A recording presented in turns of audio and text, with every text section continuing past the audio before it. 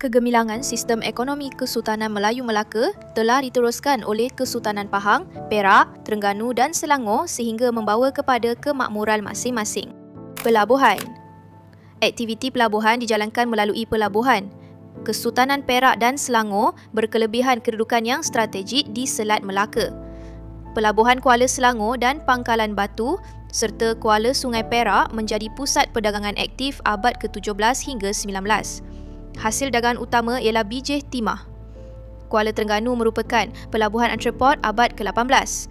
Barang dagangan iaitu emas, bijih timah, kain sutera, senjata, gula dan hasil hutan. Diruruskan oleh Syah Bandar dan pegawai pelabuhan lain. Sistem cukai dilaksanakan bagi perdagangan yang lancar. Mata wang. Perak terkenal puritian mata wang bongkah timah, bidor pada abad ke-17. Di Pahang, mata wang pitis diperbuat daripada timah digunakan sejak pemerintahan Sultan Muhammad Shah. Mata wang tampang digunakan pada abad ke-19. Di Terengganu, Me'ilata wang kupang emas diperkenalkan oleh Sultan Zainal Abidin I. Juga wang pitis. Selangor, mata wang shilling digunakan pemerintahan Sultan Ibrahim Shah.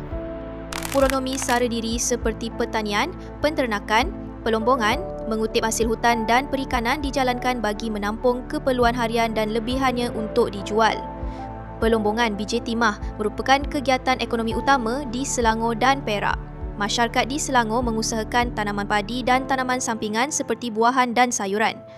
Perak merupakan pengusaha utama hasil hutan rotan, sumbu badak dan kayuan abad ke-17 dan 18. Terengganu mengusahakan tanaman lada hitam dan pelombongan emas pada abad ke-18.